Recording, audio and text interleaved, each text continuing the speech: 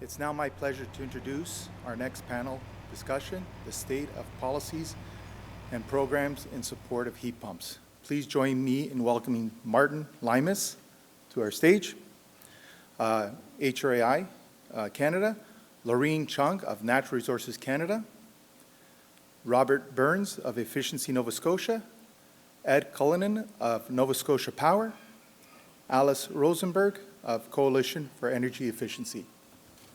Thank you.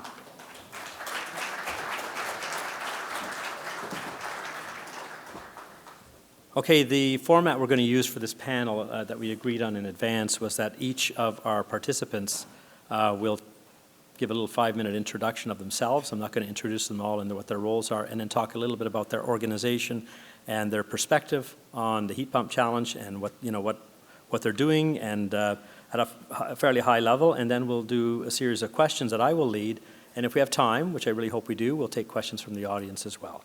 There will be a mic out in the audience, right? So if you have questions, let us know, put your hand up, and we'll try to take as many as we can at the end. So we're going to start. Everyone has a handheld mic, so you don't need to come to the podium if you prefer not to. We're going to start with Loreen Chung from Natural Resources Canada. Hi, everyone. So just to introduce myself, my name's Loreen Chung. I am the director of our equipment side of our Equipment and Housing Division within the Office of Energy Efficiency. Really happy to be here today. I just wanted to commend HRAI and Martin for organizing these events. It takes a lot of work. They have held them in Vancouver and Toronto and now Halifax. Sold out audiences, I think, and so it's just really appreciated to be able to gather in this space and chat with various contractors, and I get to hear what's happening on the ground and take that back to the office.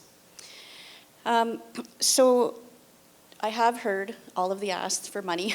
So just a preface, I didn't come here with bags of money, but I have noted the ask for money.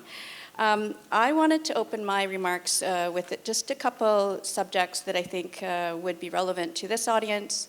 They have been touched on in various presentations, and those two are affordability, so bringing down the costs for Canadians to help them get ahead in the current context that we're operating in.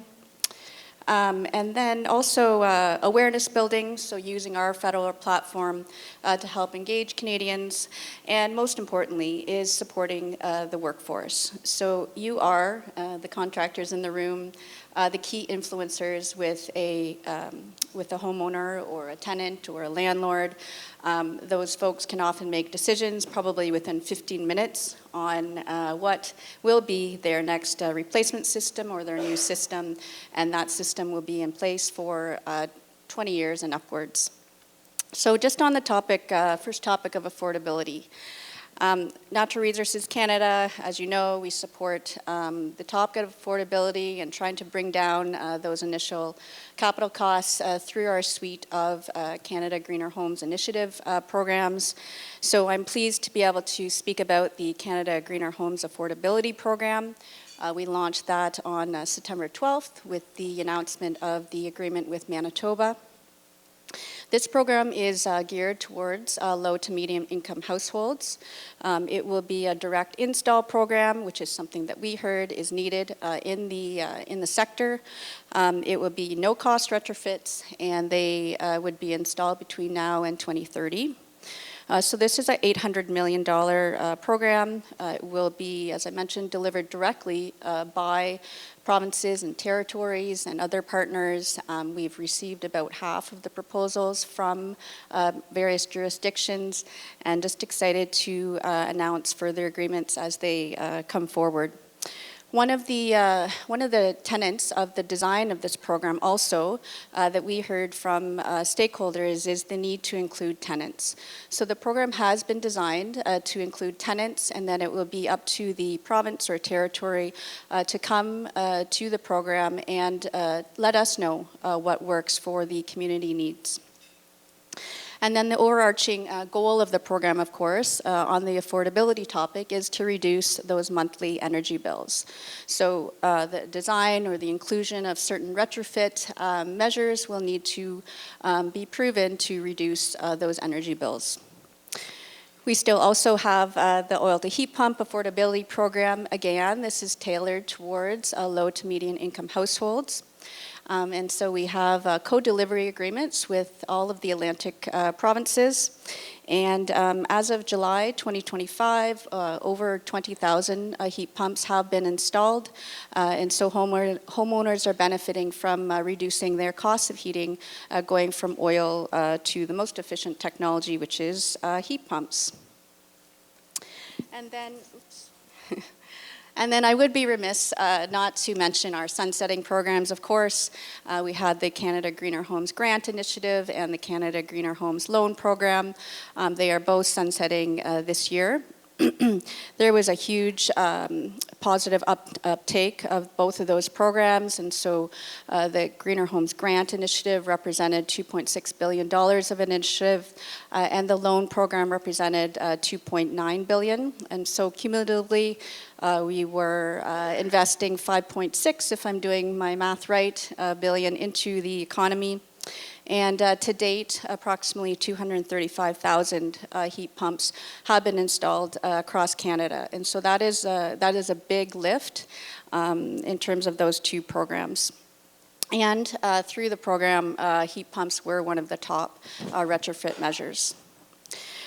So just to have a few highlights on, actually, I wanted to also mention a plug for the Clean Technology Investment Credit. So some of you may not know about this one.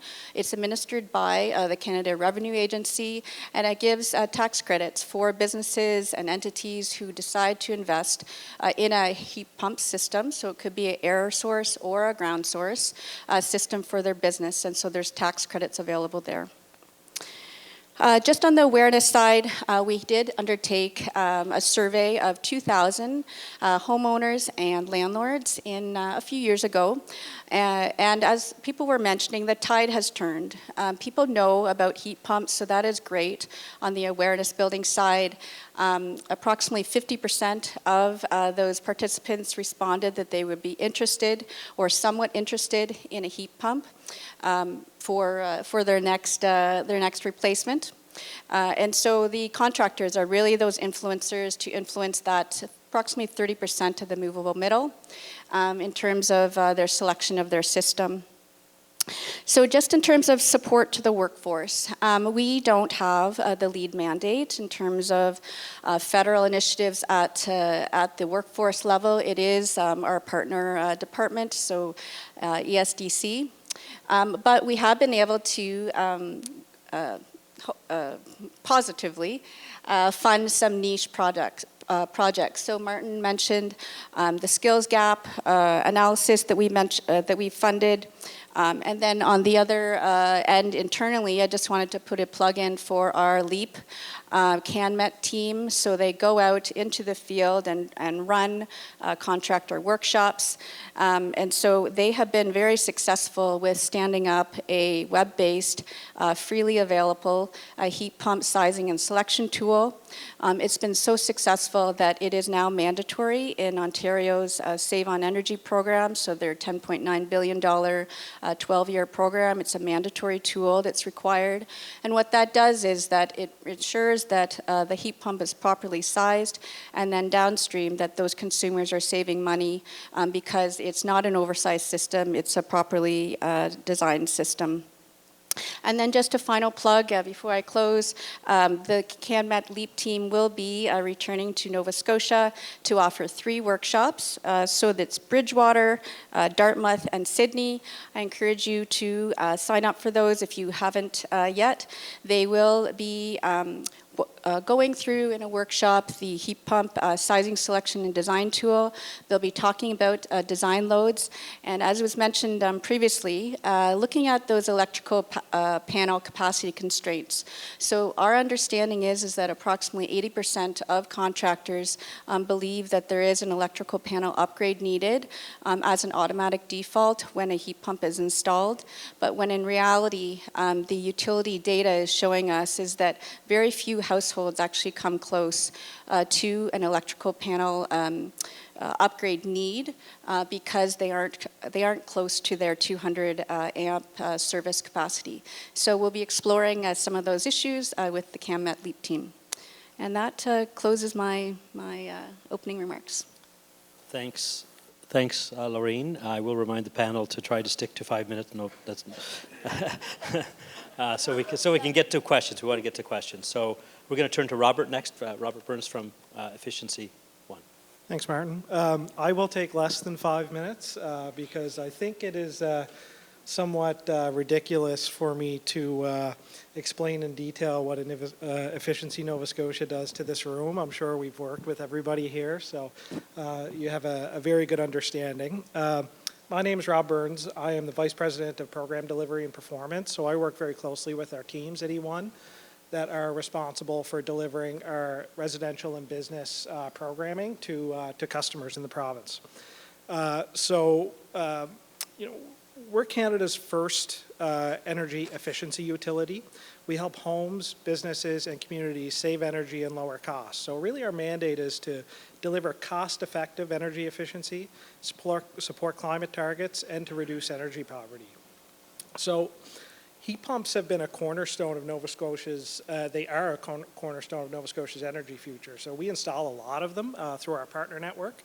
And many of you are here today, by the way. It's really great to see such a diverse group of manufacturers and partners all come together for this important discussion. And thank you, Martin and team, for putting that together. And none of the work that Efficiency Nova Scotia does is possible without everybody in this room. We're not out there installing heat pumps ourselves. We rely very much on all of our partners here to serve our customers. And might I add, you do a remarkable job of it, given some of the workforce constraints that Martin highlighted earlier. But through our programs, you have all installed tens of thousands of heat pumps across Nova Scotia. And that is in collaboration with our provincial and federal partners and some of the programming that they've provided to help provide rebates, to help provide funding to install those heat pumps into homes and businesses to make them more accessible and more affordable. So we're very focused on low-cost energy efficiency and making it accessible to folks experiencing energy poverty as well, because we don't want income to be a barrier to adopting electrification and electrified heating. We have programs that are tailored to like single zone heating systems and whole home solutions that can fully replace oil heat. We ensure equity access with dedicated programs for low income and income qualified households and also equity deserving groups. And in terms of workforce, working through our Efficiency Preferred Partner Network, we work with this group to expand capacity, uphold quality, and build the local workforce, and to help prepare it for the future. So looking ahead, we have a lot of interesting things happening at Efficiency Nova Scotia. We want to continue to push and help the province scale in installing heat pump technology. We want to ensure that heat pumps are installed at the highest quality, which gets to many of the points that Martin highlighted during his opening statements, and align and prepare Nova Scotia for a cleaner energy grid. So that's all I have to say. Come in well under 5 minutes. Did well. Thanks, Rob. We're going to turn next to Ed Cullinan from Nova Scotia Power. Thanks, Martin, and thank you to HRAI for hosting today. Welcome to Halifax to those of you who are traveling from the region. My name is Ed Cullinan. I'm the Senior Manager of E-Mobility and Residential Electrification at Nova Scotia Power. And I've spent my career in the utility industry. Joined Nova Scotia Power over 5 years ago. And our work focuses on helping customers access electric technologies to improve comfort in their homes and lower the cost of daily life. That's things from EVs to heat pumps in homes and businesses across Nova Scotia. And a big part of that has been designing programs that meet customers where they're at, but also making sure that they connect seamlessly with the experts in the contractor community, many of whom are here today, as you've all mentioned. When we first started talking about heat pumps in Nova Scotia, of course, that like anywhere, the technology was still new to most households. And Nova Scotians had, and in some cases still have, a heavy reliance on oil as their primary heating source. Like any new technology, there was interest, but there's also some uncertainty that we work to dispel to this day. What is the efficiency benefit in our climate? How reliable are systems? But who can I trust to install one? And a big part of our strategy was helping our customers understand the benefits of electrification and the products that support it, heavily focused on heat pumps. Our first step was on education, helping customers understand that heat pumps weren't just about saving on energy costs, but also about improving comfort year-round. From there, we built in stronger support in the market. We launched the Nova Scotia Power Preferred Contractor Program in 2016, managed by Scott Cameron, who's here today. We tried to bring his office into the hall down the lunch table there, so please stop in to say hi. And that created a structured pathway for customers who wanted to connect with vetted, qualified installers and contractors. The program has grown significantly since that time, and today many of the contractors in this room are a part of it. It's helped to increase the confidence in the technology and create a higher standard of installation quality. Just a couple notes. On an annual basis right now, our preferred contractor program is doing about 22 to 23,000 of the heat pump installs in Nova Scotia. About 70% of those are replacing fossil fuel systems in Nova Scotia. And today, about 9% of those are actually replacing heat pumps that have been installed before. So we like to say this is heat pump country. My understanding is that 48% of homes in Nova Scotia receive their primary heating source from a heat pump. And so that would be somewhere on the order of 220,000 homes. We also know that awareness alone doesn't drive adoption. Affordability has to be a part of the equation. And that's where we're collaborating closely with partners like the Efficiency Utility in Efficiency Nova Scotia, and federal and provincial programs like home warming and the Greener Homes and OPA programs have been so critical. I also read today that since 2020, the federal programs have supported over 60,000 installs in the region of heat pumps. So that's incredible in the last 5 years. By combining education with a dedicated contractor network and access to financing and incentives, we've seen steady growth in both awareness and installations, and heat pumps have become one of the most visible examples of electrification in the region. Looking ahead, electrification will only play a bigger role in the province's energy transition as more renewables come onto the grid. Electrifying end uses like space heating is key to harnessing the value of that clean energy. In Nova Scotia, that means not only transitioning our generation to renewables at the utility level, but also supporting customers as they move from transitioning their end use off of fossil fuels like oil. At the same time, we know there's challenges helping customers navigate the moving technology landscape, integrating smart controls that support grid flexibility, and maintaining affordability as energy systems change. So I'm really happy to be here today.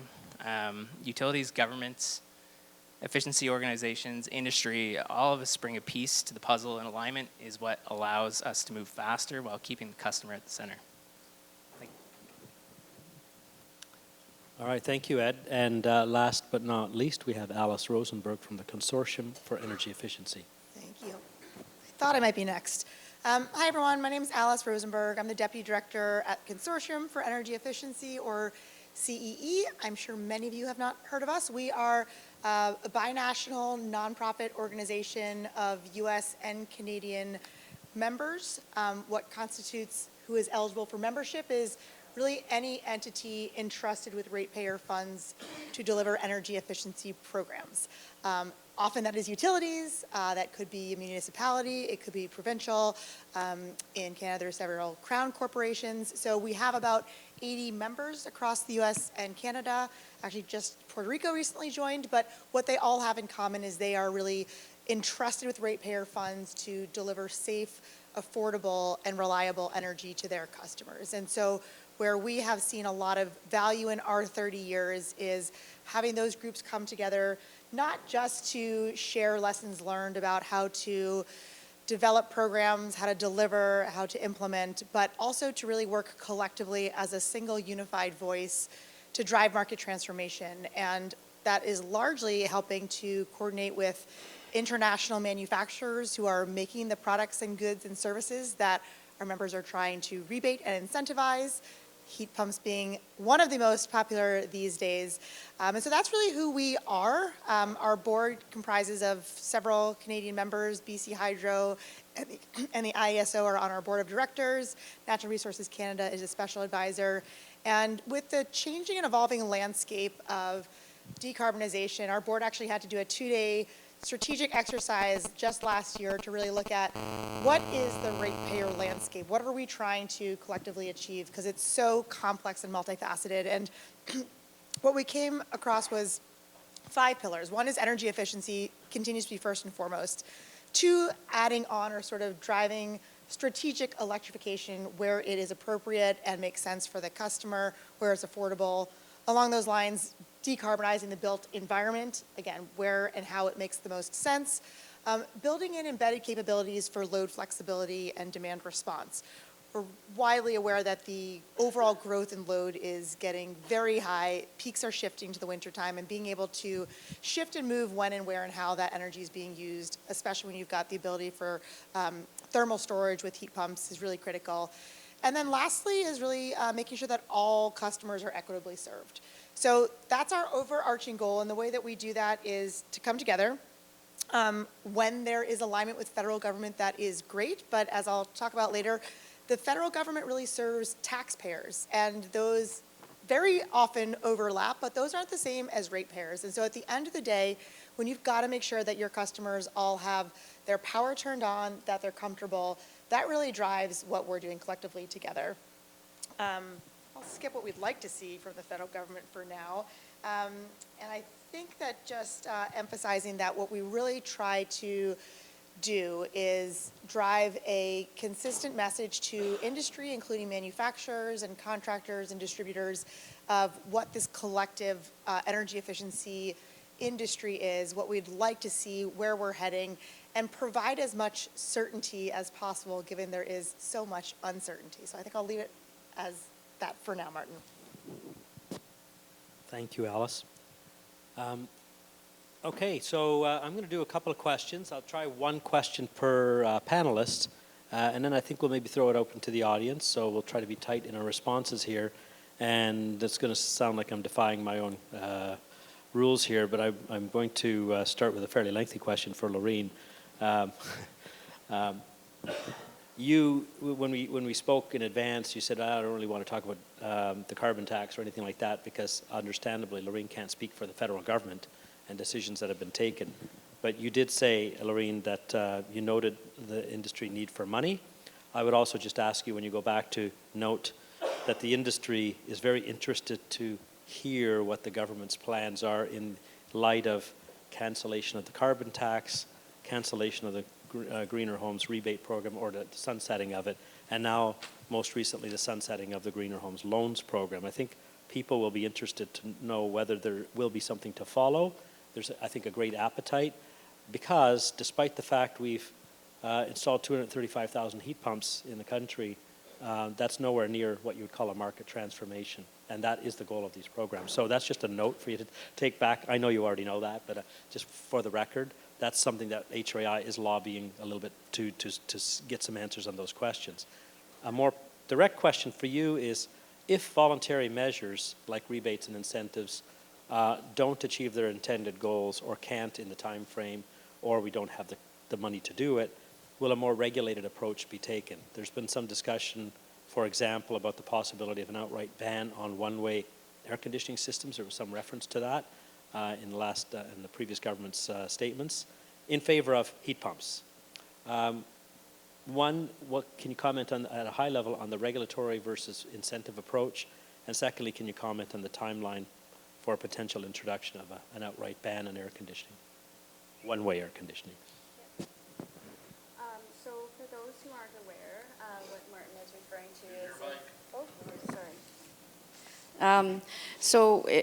for those who aren't aware, what Martin is referring to is under the Canada Green Building Strategy that was published in 2024, there was a commitment to work with provinces, territories, municipalities, and stakeholders to determine the regional impacts of requiring the installation of heat pumps rather than one-way air conditioners.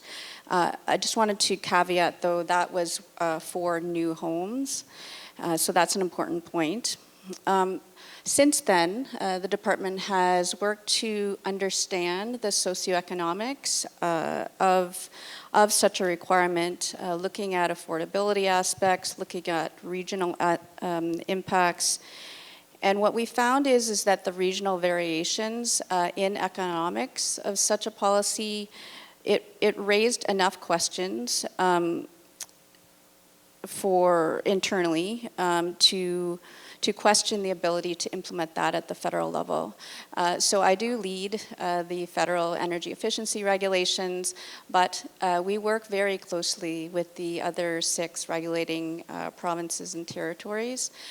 So that's where we're at on that issue. We have invested significant time and resources. We have linked in with BDA as well, just to understand what those impacts are.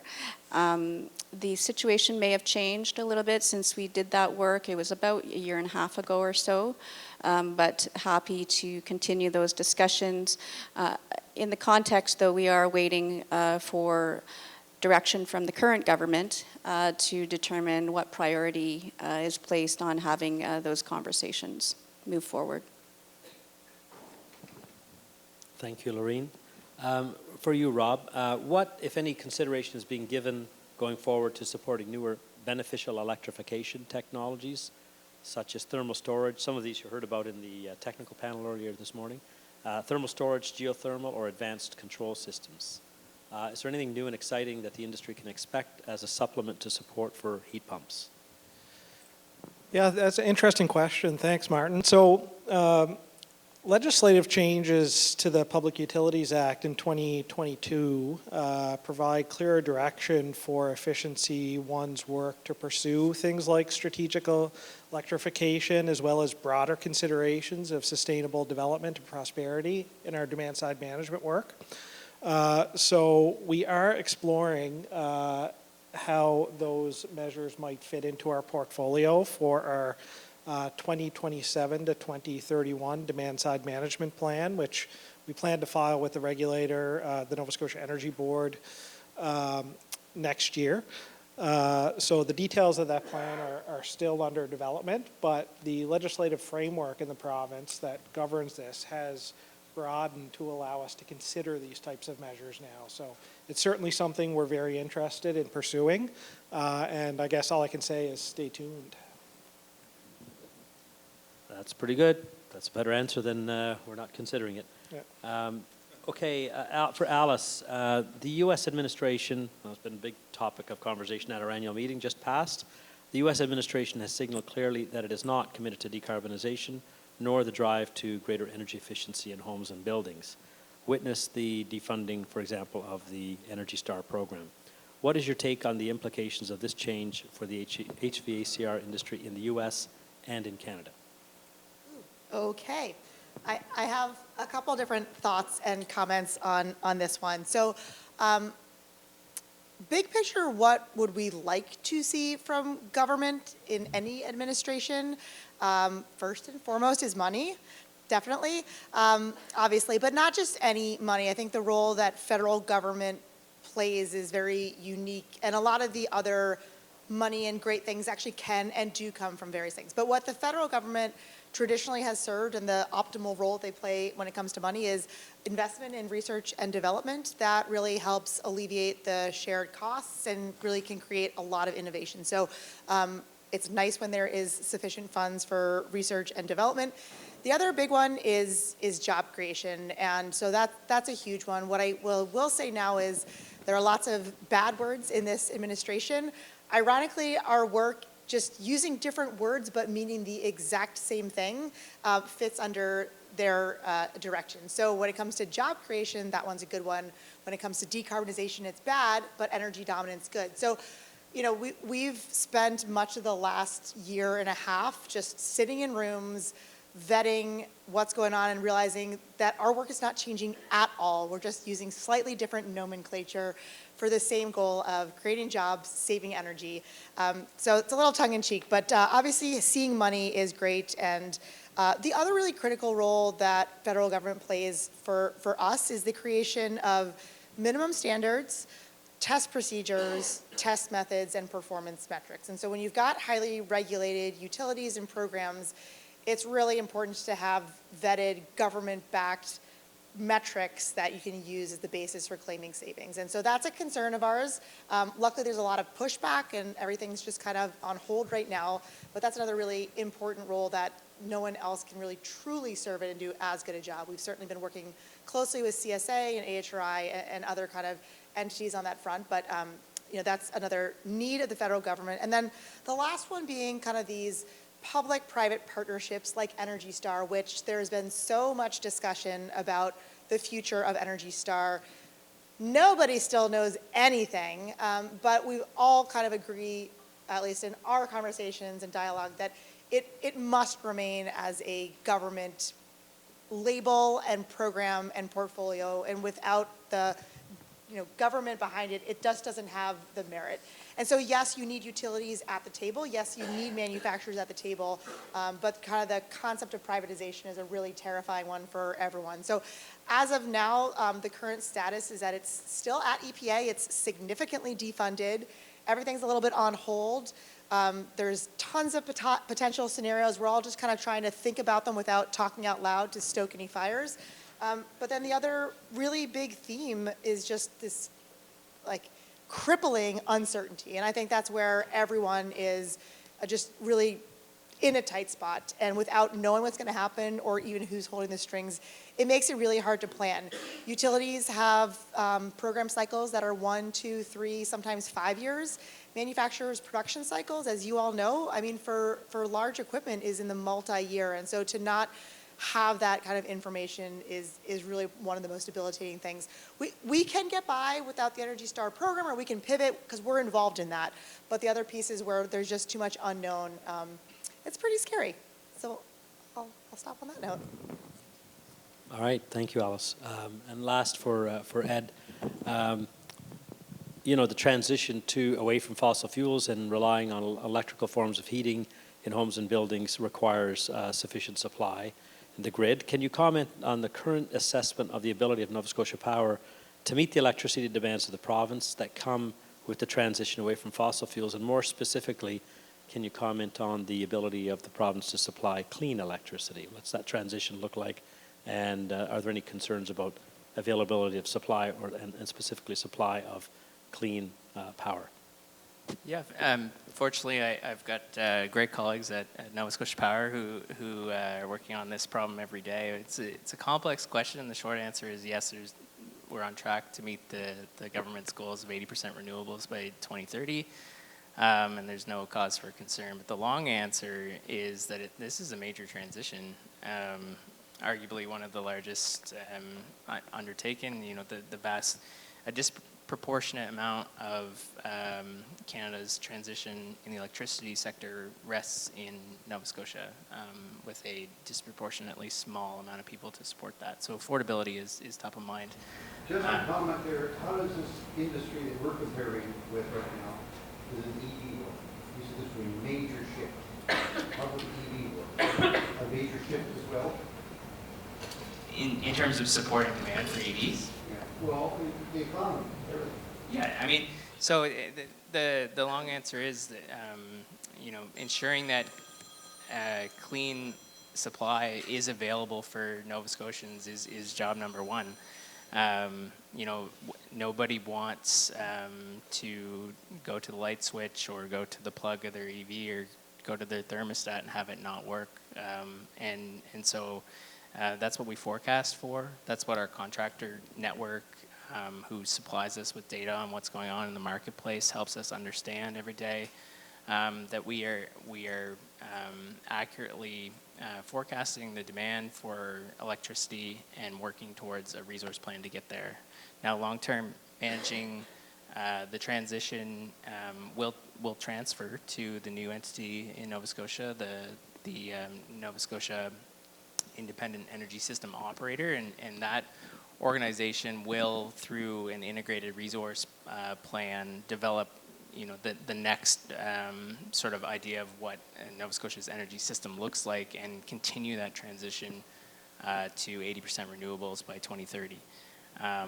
Nova Scotia Power is investing in technology and processes that will help contribute to reliability, so including the addition of 3 major battery sites in Nova Scotia that support renewable integration and all of the wind that's coming online in Nova Scotia.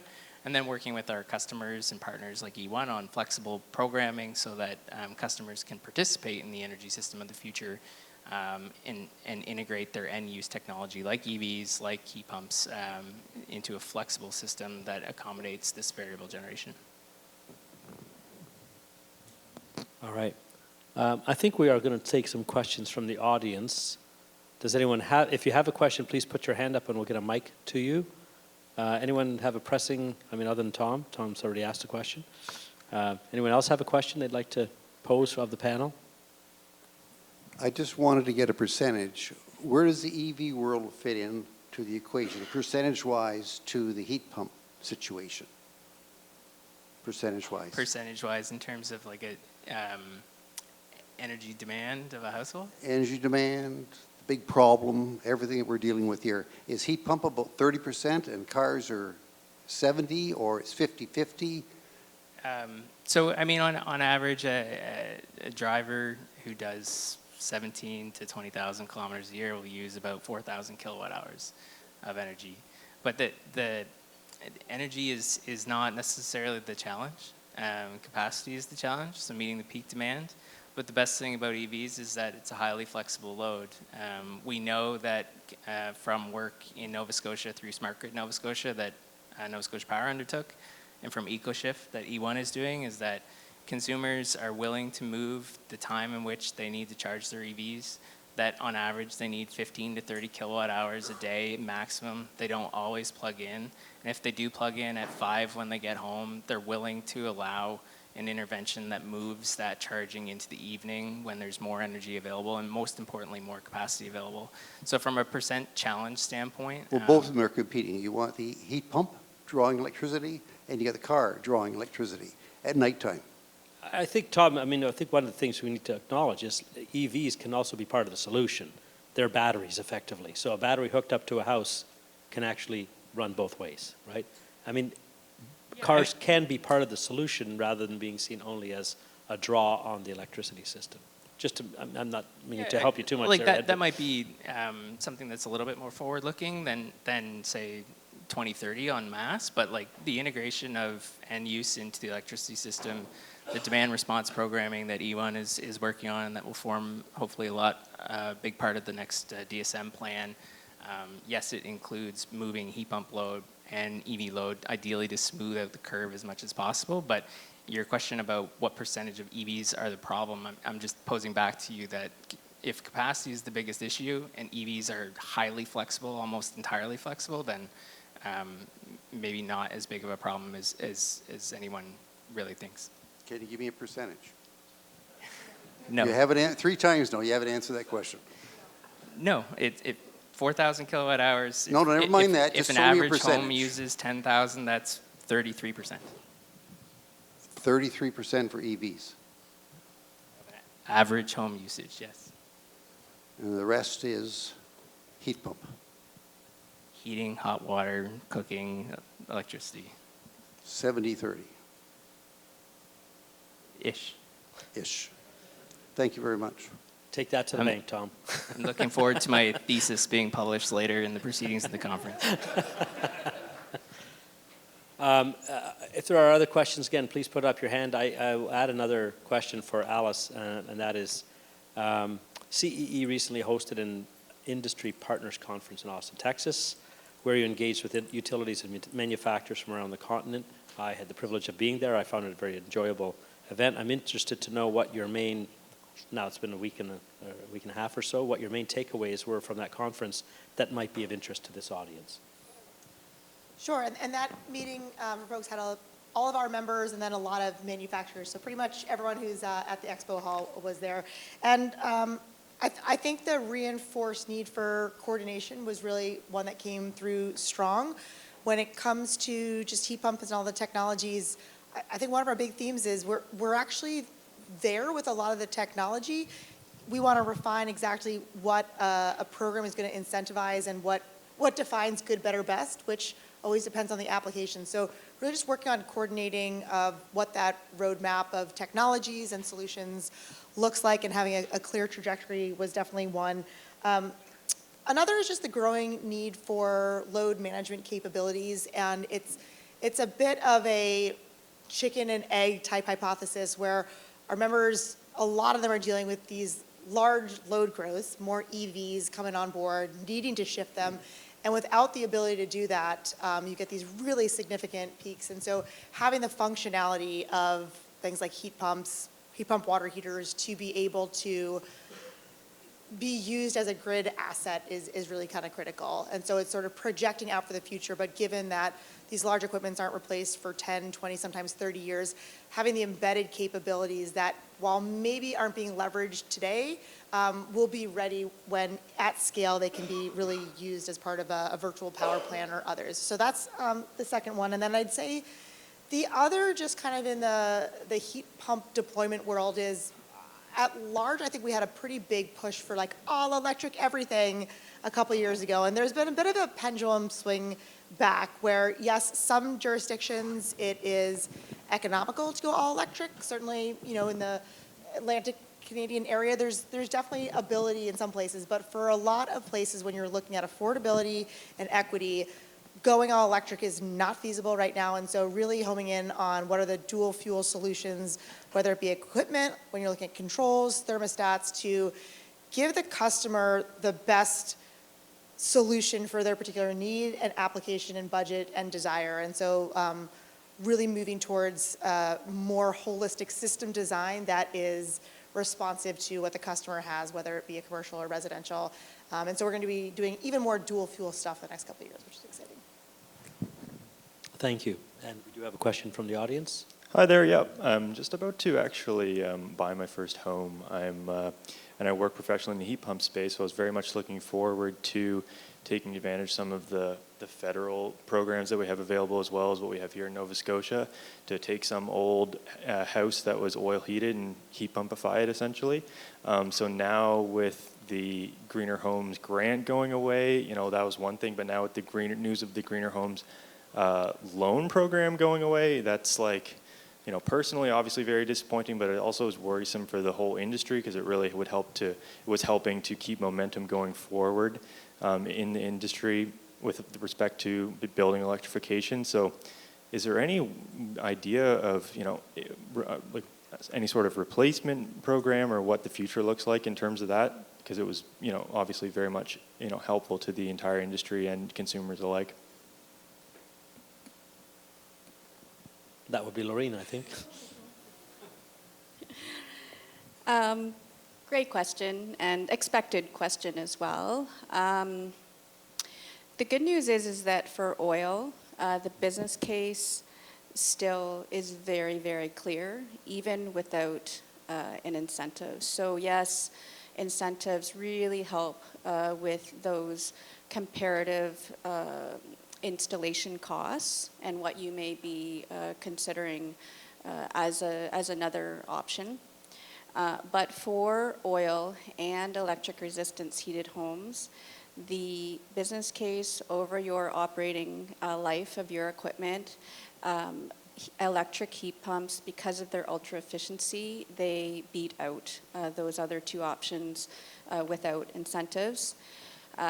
While those two programs are sunsetting, we do still have the two other programs that are geared more towards the low to median income household brackets. That's what we have on offer now. Unfortunately, when we announce programs, they do have a finite date. They do have a finite budget funding allocation to them. And so while I would like to announce another program, those are the ones that we have on offer currently. We do have time for one more quick question. Yes, sir.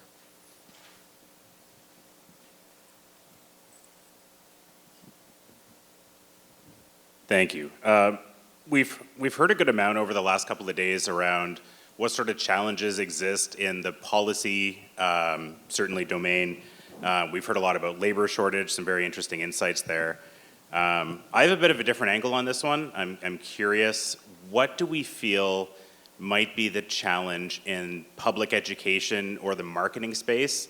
As an example, you look at penetration rates of heat pumps in residences in Scandinavia hitting 65-70% adoption rate, and we are banging our heads as an industry to try and get a fraction of that. What's going on over there that's so different? And it's not the weather.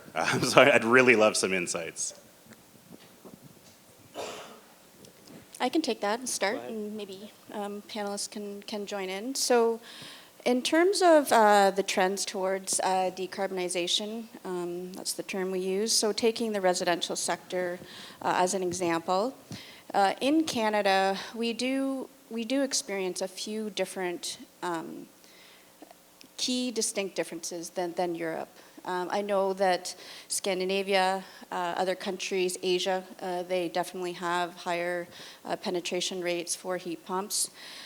Number one would be our comparatively higher install costs for electric heat pumps. It's just a fact that in other regions where somebody might be considering another status quo option, there is an incremental difference. Importantly, though, Canada, when you look at what we call the spark gap between electricity prices and natural gas prices, Canada actually skews towards the right of a graph if you were to plot everybody on a scatter plot, whereas a lot of the European countries plot in terms of electricity and natural gas prices. Their natural gas is much higher. It's much more expensive. And so while it is a good comparison to see where we could go, we have a different dynamic in terms of those utility costs, and so it's a challenge. In some regions, though, I would say not so much in Atlantic, but some of the other provinces. And then, just as you were noting, the need to expand and upskill the workforce is really critical. I'm going to add one quick comment to that because I've been part of discussions across the country. There's a conference called Retrofit Canada, and they spent a great deal of time talking about what needed to be done to move consumer behavior and attitudes and understanding of heat pumps. And the entire, about the same, not quite as big as this group, but probably close to 200 people, there was maybe 2-3 contractors in the entire room. And I made the point multiple times, this isn't really just about consumer education, because most consumers don't spend a lot of time thinking about their HVAC system. Where do you get your advice from as a homeowner when you're thinking about an HVAC system? It's the HVAC contractor, the people we need to and they're way past it in Europe, because the contracting community, the channel, they're all there. They understand the technology, they're trained on it, they understand it, they know how to install and service it, so they're much more likely to offer that as a solution for a homeowner. That's partly why, I'm going to say that's a bigger reason why they're there. It isn't just consumer attitudes, right? So the consumer attitudes are often formed by this channel and their ability to influence decisions. It's like I said earlier in the workforce issue, workforce challenge that we have, more contractors than not will try to talk someone out of a heat pump, and what they're really betraying is, I don't know the technology, I'm not comfortable with it, I'd rather install a gas furnace, which is easier for me. So we need to educate the channel. That would be just my one, it's not the whole answer, but it's a partial answer to how do we move the market. Well, and then on top of that, I mean, 80% of situations are emergency replacements, so you've got customers who don't know, who don't necessarily care, and they just need hot water or hot air right now, and if it's not available, they'll take what they can get. So it's a lot of layers, just building that on. Yes, that's a very good point. So I'm going to say on that, we don't have time for more questions, but the panel's going to be here for the rest of the day, so, and we have a good generous break. So hopefully you will take advantage of that time to ask your questions personally. Thank you all for joining us for this panel.